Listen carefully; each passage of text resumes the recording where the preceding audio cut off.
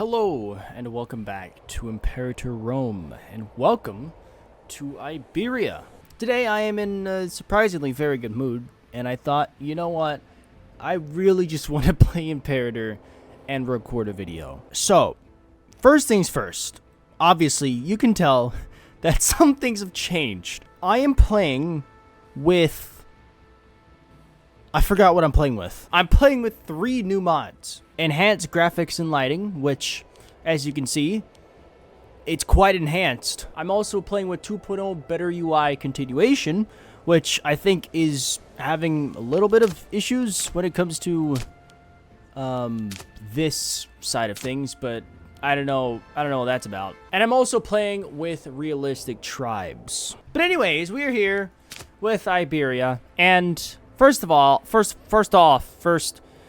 the first thing I want to say, this really looks nice. This enhanced, I already forgot the name of the mod, but it looks really nice. All right, anyways, let us focus. Iberia. Okay, the first thing we want to look at is our heritage. With the many disparate tribes of Iberia under the leadership, the Iberians have a large population for the military if they can keep them all in check. Country, same religion, happiness, plus 5%. That's really nice. Diplomatic relations, plus 1. That's really nice.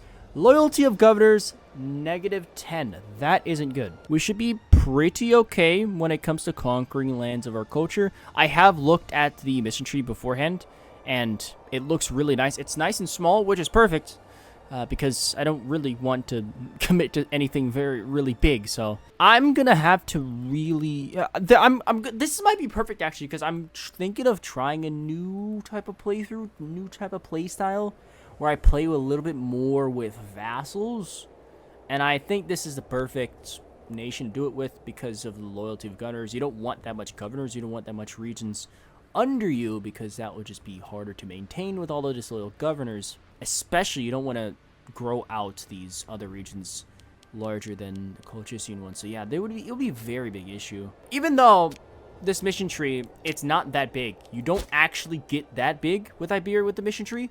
So it shouldn't be too bad, which I think is probably why the mission tree is so small, or it's not as expansive because of the heritage. It's probably why. The rise of the Iberian kings. If one sails from the great port cities of the Mediterranean, following the waterways past Byzantium until you reach the Pontus Euxinus, you will eventually reach a distant shore where a colossal mountain range, the Caucasus, rises to break up the vast northern steppe. This unforgiving land is our home. We have our own traditions here, worshipping the true gods that are unknown to outsiders. And although we are surrounded by enemies that would love to evict us from our highland cities, they have been unable to do so. Now, instead of giving our foes the chance to act upon their foul intentions, we must take our destiny firmly in hand. This mission will be completed when the rulers of Iberia push back their neighbors, establishing a strong and secure nation that is able to project their power far from our mountain homeland. We are surrounded by enemies on all sides. The grim Armenians to the south, arrogant Caucasus to our west, and the wild Albanians to the east. Because our military advisors cannot come to a consensus, we will fabricate claims on everyone around us. Alright, so we lose some PI. We get for 120 months, which is 10 years. Morale of armies and assault ability. Nice. And we get claims on these provinces. But yeah, as you can see, you don't grow that much relative to like other mission trees we've seen. This right side is actually quite interesting, because for this one, you need Farnavazid to be the king. You need the invention reduced governorship as well. Oh, this will increase loyalty of governors. This is Farnavaz. I don't know how we make him king, but I assume, obviously, it's through an event. Like, I would assume, because how else would the AI even get him as a king? So we're gonna wait on that one. We also need reduced governorship, which is why you always look at your mission tree before you pick your inventions. It is in religious, that is 3. We have 4 right now. We have 4 innovations, so we can just immediately go for that. Boom. Okay. Any more inventions I need? I don't think so. Okay, book binding and shorthand writing. Okay, so it seems that Wow. Okay, so I need to fully focus on getting these inventions because I need to do this while this guy is king. How can I possibly even do this? Because this isn't, it's not like this is giving me innovations. So it seems I get only one innovation from all of my missions. How do I do this then? Bookbinding and shorthand writing. Oh, bookbinding so far. Oh man, that's shorthand writing, okay. And then next, I need advanced wall construction. This is ridiculous, by the way. I don't think this is possible. I actually don't think this is possible. I assume this is here somewhere. This is, okay. All right, so I need to make a plan then. We are going to be expanding a lot, but it's not going to be expanding that much, to be fair. So I guess I can work on something else. Nothing in military. I cannot touch military. We have a lot of tribesmen, so I guess it would be pretty nice to go down here first. Fancy wall. Oh, I should have done it in the order of... Oh, such an idiot. I should have done it in the order of which comes first, which one I need first. It's fine. It doesn't matter. Because I don't even think this is possible. I seriously don't think this is possible. This is ridiculous. If I could somehow do this, I can get my own bloodline, which is really cool. Also, some new music is added. I believe that is because of the Better UI 2.0 continuation mod, which is really cool. This music is really nice. It is quite loud, though. Let's look at our capital. We have a big capital. We have a lot of people in here. They're very mad. They're just so mad. Why are they livid? The citizens are very upset because most of them are Persian Zoroastrians. Who are the actual Iberics? Mostly freemen, slaves, mostly slaves, and then tribesmen. This is a weird composition for our city. Okay, so for imports, obviously we want some grain. We're not going to go Caucasus. We're going to go... let's be on good terms with the Seleucids. That's nice. Promotion, we definitely want livestock, so we'll go Seleucids as well. We want to probably have very good relations with the Seleucids.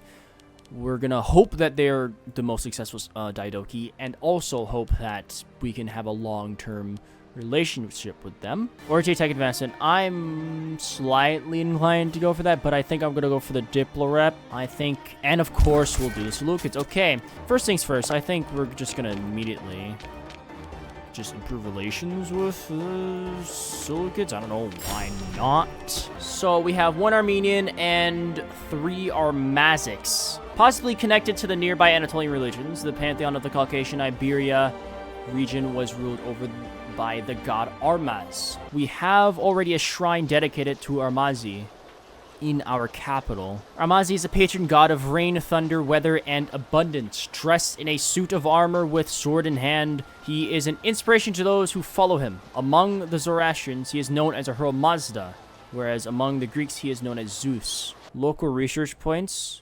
Cool. We also have another shrine somewhere. So first things first, probably want to go for discipline because we're going to be going to war pretty soon here. I think that makes sense. So we'll just call him that.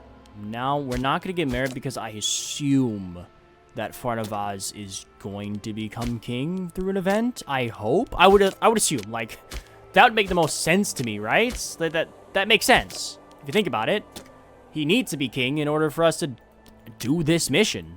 Like, how else is this possible? I can get a lot of allies. Maybe Legia would be nice.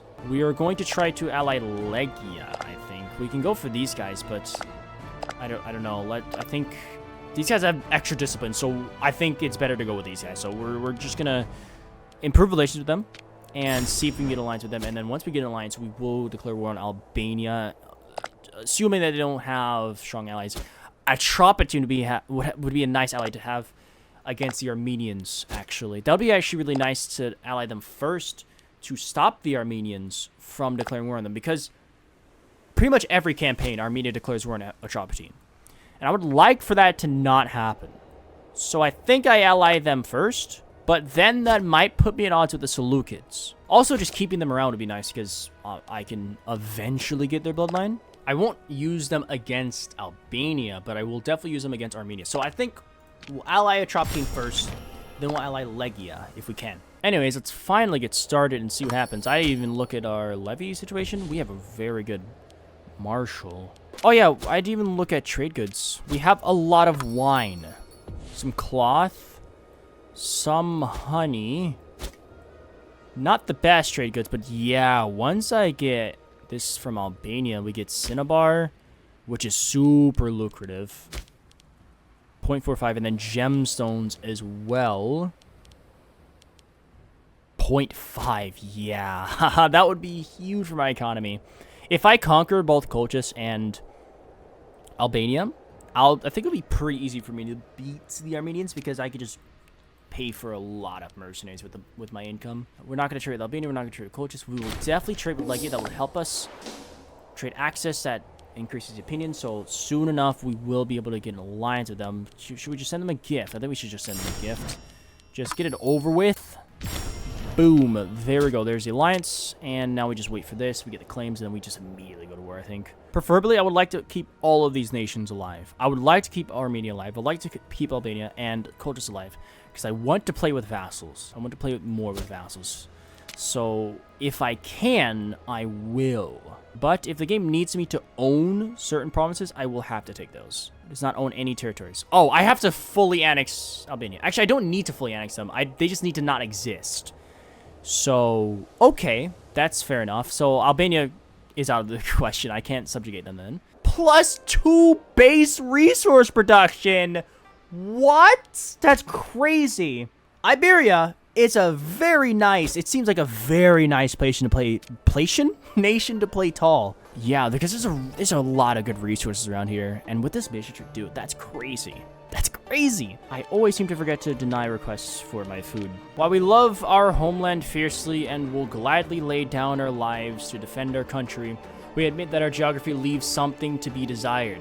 We are literally surrounded on all sides by enemies, a situation that has kept Azo the First Asanid awake long into the evening.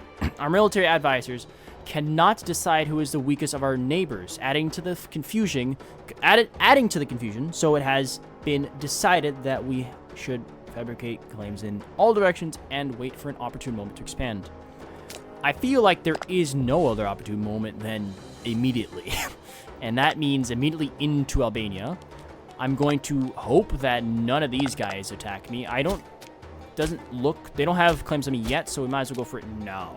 Okay, so I'd even check my culture. Light infantry, heavy infantry, archers. So there is a single fort in Albania. All right, let's call Legia and just go for it, I guess. Right, there we go. We are now at war. Should I have gotten mercenaries? I don't think I need mercenaries. Albania probably gets mercenaries, though. As one of the remnants of our past deeds, Front of Oz has long been a thorn in our side. Now some of our people have started gathering around him, claiming he has more rights to the throne than Azo the First Asanid. Okay, it is an event. With their aid, he has raised an army of loyalists if needed. What? Now he looks towards the throne. Don't. Okay. Look, I thought this was just, you know, he seized the throne all of a sudden. Please don't start a civil war. That would be horrible. Oh, my demise is being planned. That's probably because of Atropatene. Oh, man. Let's see. Yeah, it is Atropatene because they don't have any claims on me. And, yeah, I have to break the alliance with Atropatene. I cannot go to war with Armenia. There's no way. But I could, though. I can't. What am I saying? What am I saying? That's ridiculous. There's no way I can go to war with Armenia. No. I can't do that. I cannot do it. You see, they're no longer playing my demise, so it was because of Atropatene. They wanted to declare on Atropatene. I can't. I can't. I can't. I thought I could stop them, but I can't. I'm not gonna try. Okay, here we are again back at 450. I have restarted the campaign because, I declared war on the Armenians a little bit too early. And that cost me my entire kingdom. But everything you've already seen previously, I've just redone now. So, the whole strategy should be the same. We're gonna just try to ally the Legians again, and we're not gonna ally that Atropatene because that's just not gonna work out for us. All right, so we've gotten this done. So, same thing as before. We're just gonna immediately go to war with the Albanians, and we'll just get through this war. We're gonna try to ally the Legians first. That actually ended very quickly. We didn't even get the alliance yet. What the hell happened? They haven't asked for trade, that's why. We will not be allying Atropatene, and we will not be declaring war on Armenia, even though they're at war to Atropatene, because Armenia is deceptively strong. even with all of my experience in this game, I still very much do tend to completely underestimate the power of certain nations.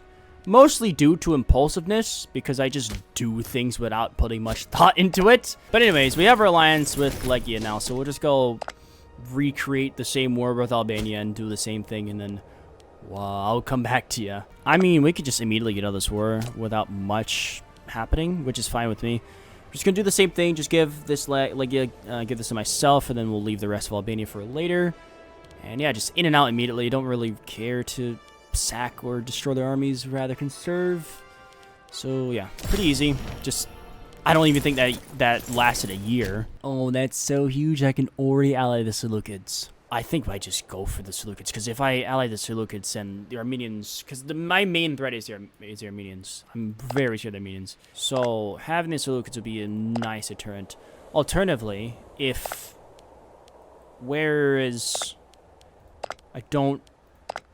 I don't think Mithridates succeeded.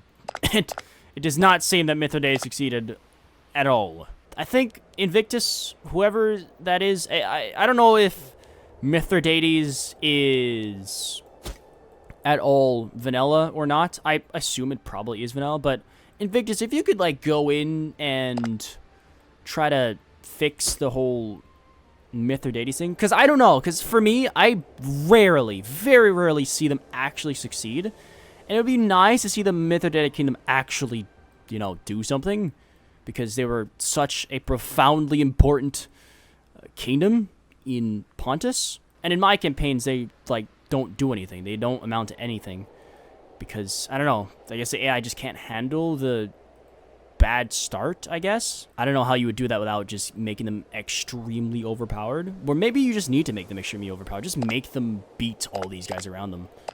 I don't know. That's just me thing. Maybe other people's campaigns you normally see the Mithridatics. I did all that rambling and I forgot to actually ally the Seleucids.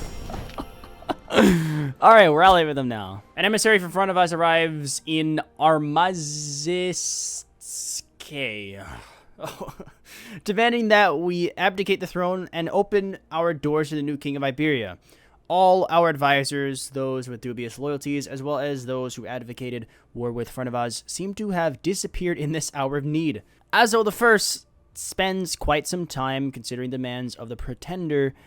Then he announces his decision with a loud sigh.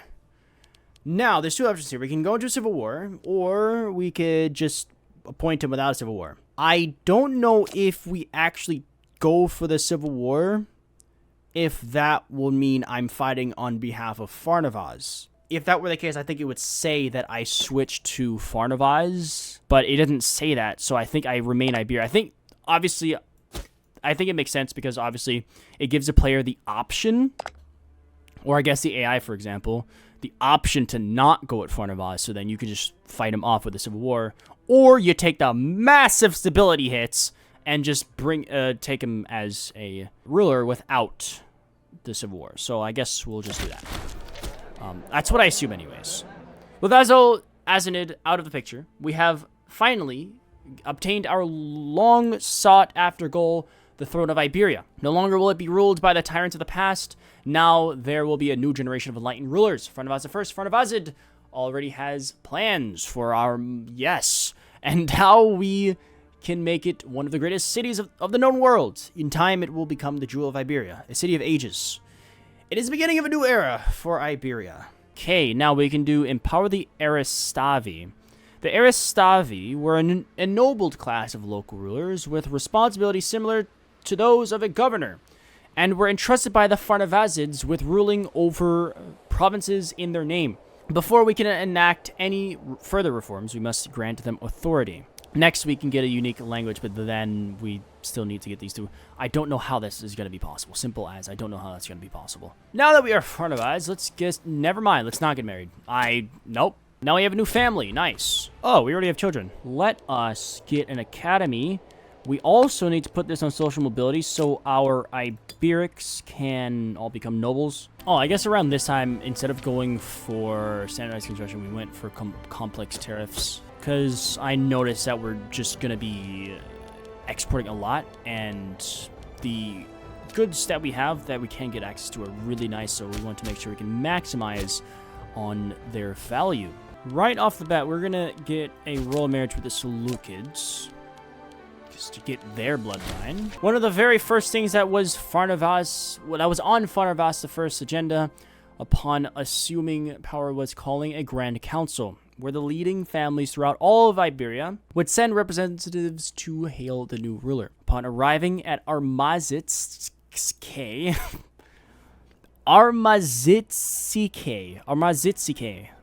that's how I'm going to pronounce it from now on. The purpose of this meeting was soon made clear.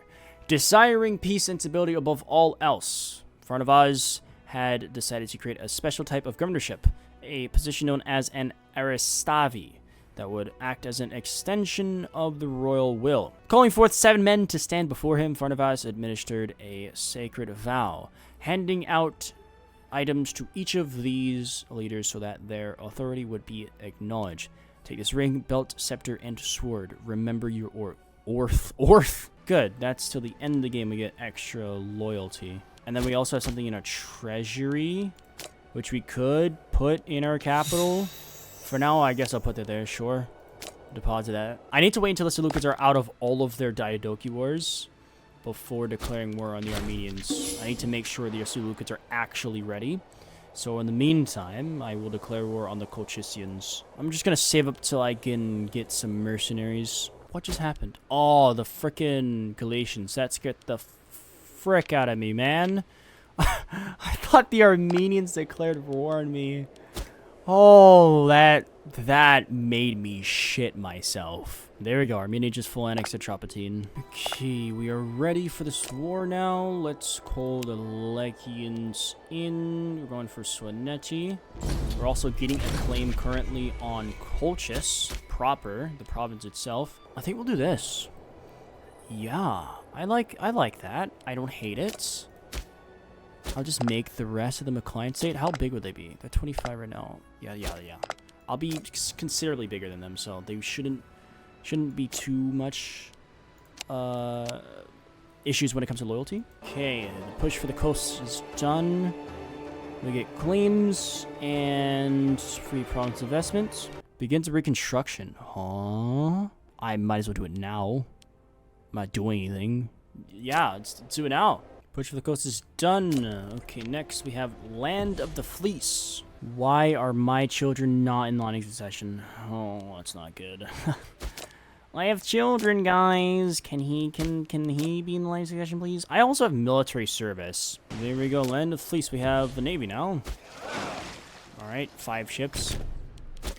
We need to expand that to 25 ships, but that doesn't matter yet. I can't do that yet because I can't even build roads. So next we deal with the Albanians, and then we can deal with this. Okay, this is the first child. Okay, well, now you're in line of succession because you're technically my first child after I took the throne. That's actually good because he has the blood of Seleucus. Why did my levy count get smaller? After a lot of work over the last couple of months, the city has finally been completed.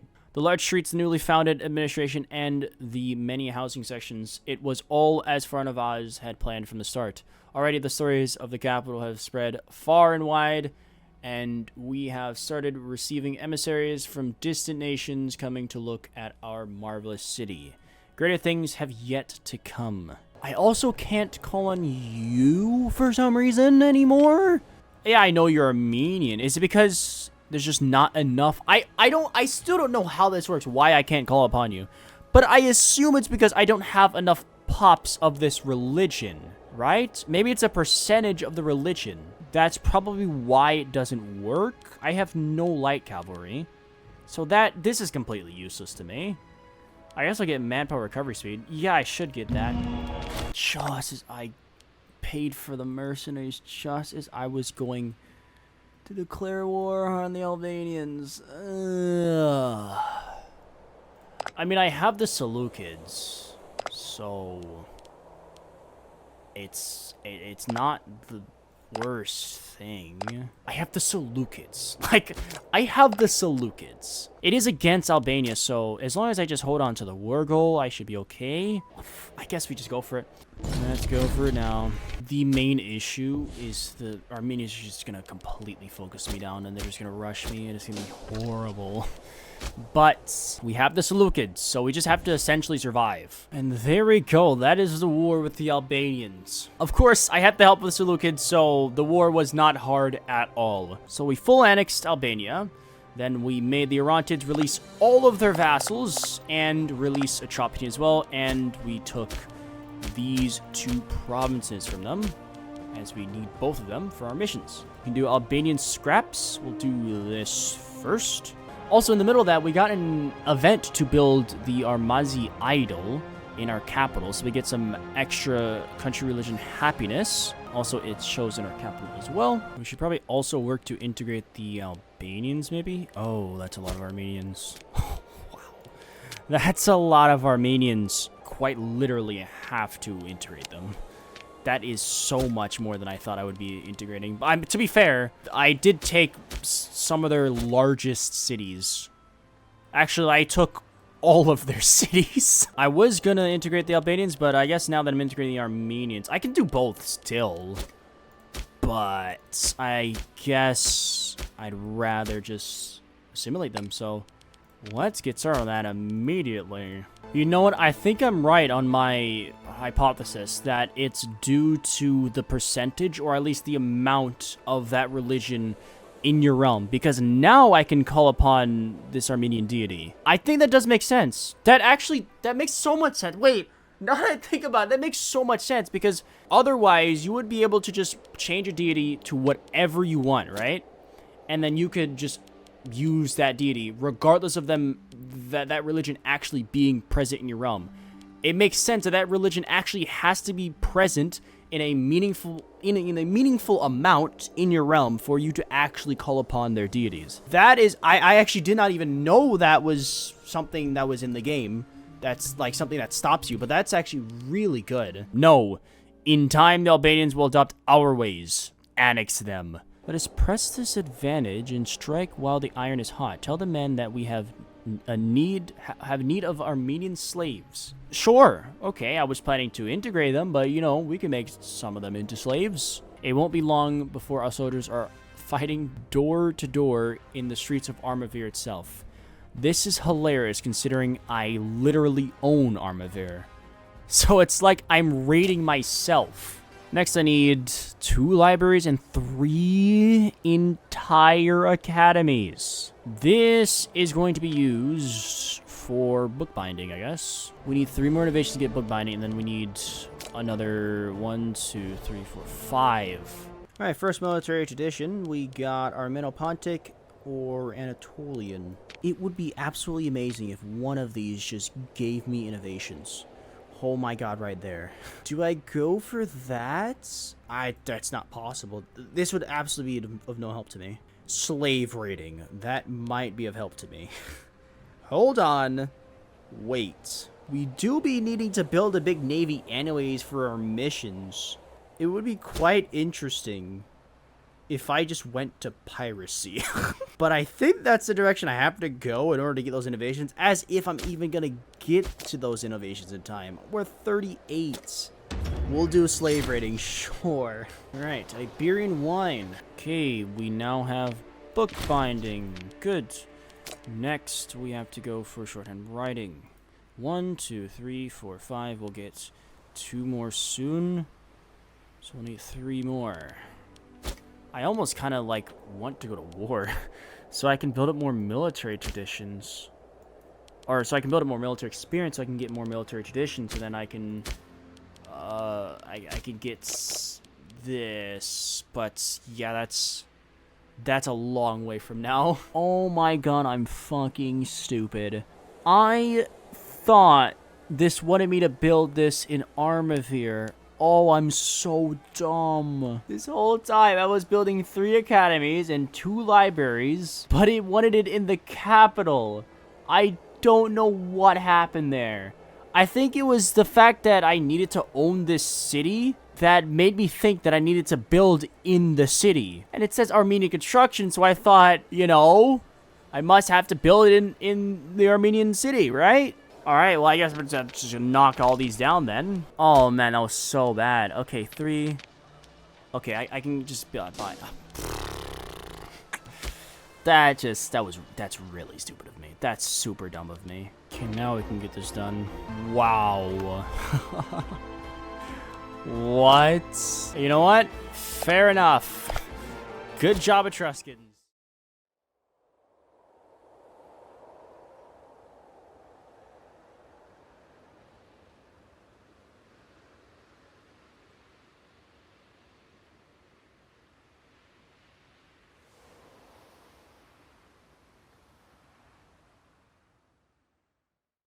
Oh. Wait, so did that just also kill my wife? How does that even happen? She's in my realm. She's in my kingdom. Look, man, I don't remember us ever having an alliance with the Seleucids. This is the first time I'm learning of this, so, I'm just gonna act like that is not my problem. Anyways, the Scythians and Bosphorans are in a lot of conflict. Scythians are in a civil war and attacking the Bosphorans. So I'm gonna just take advantage of this situation and declare war for this because I need it for a mission. And I would like to declare war on this as well, but I don't actually want to put myself in multiple wars. Oh wait, these guys are Caucasian, so I could make them a feudatory. I don't mind doing that because I don't want Caucasus to be that much bigger. Because I was contemplating just giving this to Caucasus, but I don't want Caucasus to be that much bigger. So I think I'll just feudatory these guys because they won't take up a slot. And I'll just feed this Scythian lands to them. Oh yeah, I can slave raid. Let's do that then, for sure. How much can we do? As much as possible. Let's just slave raid their entire coast. So they all go to the capital, right? So I've already done 3 times. We have 9 slaves in here so far. After the raiding, we now have 12. Alright, we finally have shorthand writing. Now we can do a unique language. Although a large number of tongues are currently spoken in our homeland, with an equal number of written scripts being utilized by the people, we have decided that everyone must speak the same dialect and write in the same manner. More pop happiness and more research points. Research points are going to be very important for me. There is 12,000 coming for this army, and you are taking your sweet time to reinforce that. So we're going to get out of this war right now. We can just get the peace deal that we want. That's fine. We're just going to dismantle them and take what we need. Oh, Parthia's getting a little close there. Wow. Okay. Yeah, there's nothing I can really do about this, and I don't want Caucasus to continue fighting with their arms up. So, like, I'm just gonna sue for peace. Can I just get out of this? No. I guess not. Oh. Okay. The Parthians are actually getting quite close. Can we please peace out? I don't want to be at war with you, man. Alright, we now have a Georgian script. Oh, guys, we are one more away. Oh my god, this is so annoying. I'm currently still in this war against the Parthians because they just don't want me to peace out at all. They can't even touch me. And the war's not ended because the Seleucids are still alive in Byzantium. So I don't know what's gonna happen, but it seems like the war's just gonna go on forever. I hope not. This has been massively holding me back because I have my armies up and I can't bring them down because I'm at war. And because I have my armies up, I'm losing so much research. Even though I still will be able to get this innovation, if I didn't have my armies up, I probably would have gotten it like a decade ago. This is so annoying. And my war exhaustion stick. Oh my god, the war's over. Fuck me, dude. Okay. Okay, we should soon be able to do this. Finally, civic advances 4, and now we can get advanced wall construction. Not only does that unlock that innovation, but now I can actually build roads as well. So I need to do a lot of things first. I need 150 gold, which I'll get soon.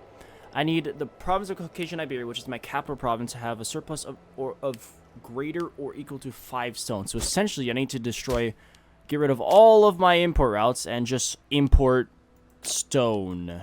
And I need that one. Okay, there we go. That is 5 now. Now I just need the money. Alright, there we go. We get local fort defense and fort maintenance. And then next, we can finally do Blood of Farnavazid. I will get Petition of Minorities because it's there, but now I can finally research anything I want. Alright, there it is. Okay, now I'm going to do this, but I will tell you now, if this gives it just to Farnavaz and, like, none of his children, then I'm just going to reload the save and wait for the next ruler, because it essentially just defeats the purpose of the bloodline if it's just going to die out at Farnavaz. So, although it is hubris to imagine what future generations might have to say about the deeds of Farnavaz I, we believe that the Farnavazid name will echo throughout eternity. No other ruling family has done so much for our people. They are a Stavi rule of our contended society, and by transforming the very language we speak and the words that we write, Farnavaz, he who anoints himself with the sun, has literally shaped our perceptions of reality. As long as people remember the kingdom of Iberia, they will remember the line of kings that created her. Ruling over the Iberian people has been the greatest privilege of my life. Okay, let's see what happens here. I assume it just gives it to Farnavaz, which is really, oh my god. Effects of governor, state religion happens plus 5%, provincial loyalty, omen power, oratory tech investment, and it gives, oh, perfect. You love to see it. Oh my god. Okay. I was a bit apprehensive. I was a bit scared that it didn't pass it down, but it absolutely passed it down. Okay. That is amazing. It passed it down to all of his children. Oh, it's good that it does that. I don't know why I expected it not to, but, you know, it said that it would give it to Farnavaz, so I assumed it was just only Farnavaz. But anyways, we still do have a little bit more to go. We still have to build this road connection. We also need... Oh, wait, I need to fix my trade imports as well. All right, now it's time for me to do some more expansion again, finally. I was just waiting to get through this side of the mission tree, so I was making sure I kept wars to a minimum so I can maximize the amount of research. But now that that is done, we can finally go out and expand again. I really need to attack the Orontids because they are in improving relations with the Parthians, and that must mean they want to ally the Parthians, and that is terrible for me. So, we need to attack them immediately. I'm not even going to wait until I get my troops on the border. I'm going to attack them right now before they ally the Parthians. Oh, also, these guys that were released from the Scythians, I also just diplo-vassalized them, so. And Legia, for the longest time, has been my tribal vassal as well. That is actually insane. At the literal beginning of the month, the moment I was going to declare war, they allied Lesser Armenia. It's not that big of a deal, but, like, that's crazy. The moment I was going to declare war. Okay, let's do this. Whoa. It's been a long time since I've seen a volcanic eruption. How much is that? 200. I can actually afford that. Let's restore it now, I guess.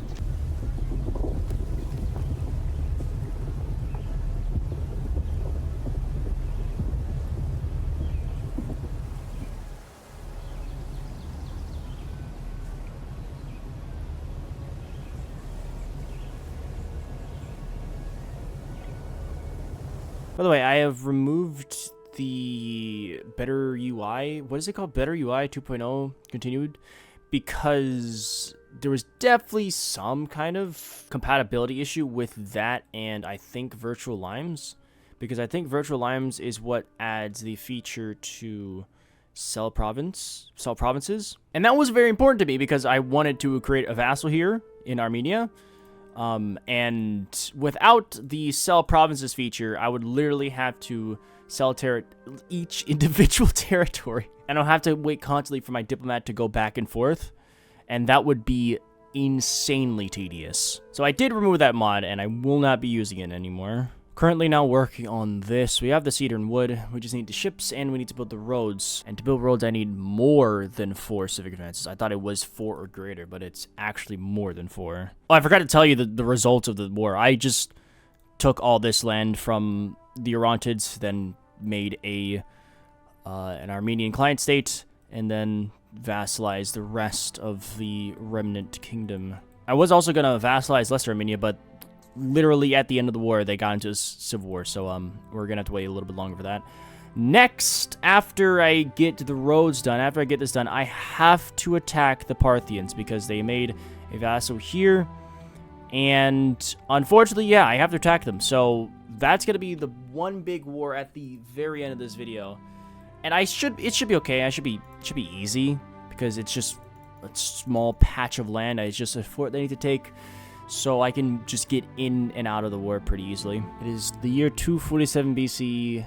And Pharnavaz I has died of old age. He lived a long life, but finally now we are on to the next generation, the first with Seleucid blood, and his son has the blood of the Spartakids. Alright, there we go, we've built the road to Phasis. Although we are new power brokers in the region, our presence in the Pontus Euxinus will soon be made known to all. Our shipbuilding initiative will expand our influence far from the shores of our homeland.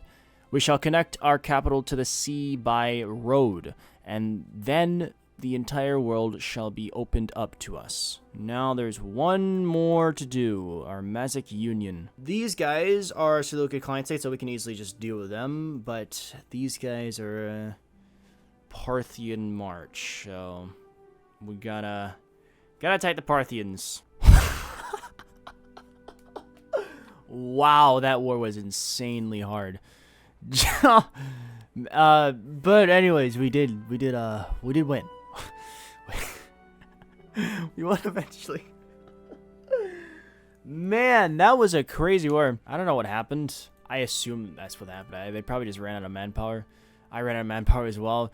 I had to get a lot of mercenaries, and I had to assault this fort. I lost a lot of manpower because of that. At the beginning of the war, it was going okay until like a 20k came around, and then I just combined all my units and death stacked them, and I defeated the army, and then went back to this fort, and then 50,000 men just appeared. Let me get out of this rebellion first, and then we will end the mission tree. Look, I cannot even be bothered to siege on that fort. I'll just let you go. You can be free. Now we can finally do our Mazic Union and end this mission tree. For the first time in the history of our people, the adherents of the Armazic faith have been united under one crown, with the power of our neighboring enemies destroyed for a generation or more. May Armazi continue to pour his blessing upon us and lead us towards victory. Boom. There we go. At long last, the day dreamed of by our forebears is at hand. After years of fierce struggling, our rivals for power have been cast down, their capacity for waging war irretrievably broken, and a supreme authority rules over the lands inhabited by the Armazic faithful. Who can, looking upon our domains and the blessings bestowed upon us, deny the power and might of Armazi? May he continue to shower us with divine favor as we lead our people into the glorious future that awaits. We shall carry the light of our faith to all corners of the world. Okay, there we go. And we can finish it. Some people get converted, and boom. That is it. That is the Rise of the Iberian Kingdom mission tree done. I hope you did enjoy that. This should be a pretty small video, I hope. This was very fun for me. This is a very nice, small campaign, not too long. It's only 239 BC. I really enjoyed this mission tree. I really enjoyed the fact that we got our own bloodline. I guess we look at diplomacy, honestly, because look at this diplomacy map. That is beautiful. I wish I could have Lesser Armenia and maybe Sophony, but they got kind of destroyed. So we have Legia and Serakia as our tribal vassals. We have Heniakia as our feudatory, Colchis as our long-term client state. We have Chersonesus as also as a client state. Then we have Mochi here as a feudatory, Dirgranikert as a client state, and also the Orontids. We are truly the masters of the Caucasus. Next, we have our culture here. Iberic, we are pretty much everywhere in our empire. We are the dominant culture, but we are very closely followed by Armenian, 67% Caucasian, and 26% Anatolian.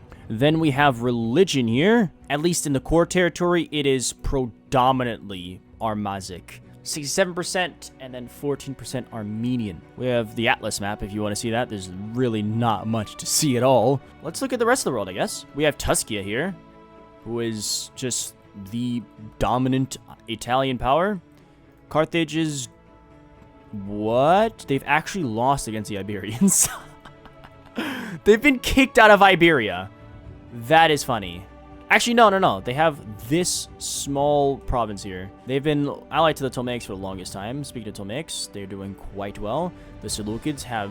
actually, I was about to say they cease to exist, but they still do exist. A Kush. Wow. That is a very strong Kush. Really, in this scenario, the biggest threat to us would probably be the Parthians. Obviously. They are very strong. Actually, they like me a lot, so they would be willing to ally me. Oh, that's because I didn't technically declare war on them. I declared war on their satellite. So that means they don't get the malice to me declaring war to them. So it's as if we never even went to war. But yeah, realistically, they would probably be the biggest threat to me. But I think with just the amount of vassals that I have and how strong my economy is, realistically, we would be able to very easily defend ourselves from the Parthians. It was a very hard war. Don't get me wrong, it was a very hard war to attack them. Offensively, it would be pretty hard for us, but defensively, we would be perfectly fine in defending against them. I guess that is it, right? Oh, wait, no. Let's look at the capital here. It's actually overpopulated. 62 population, 56 civilization. Yeah, looking quite nice. Forgot our economy. Commerce, mostly, is our income.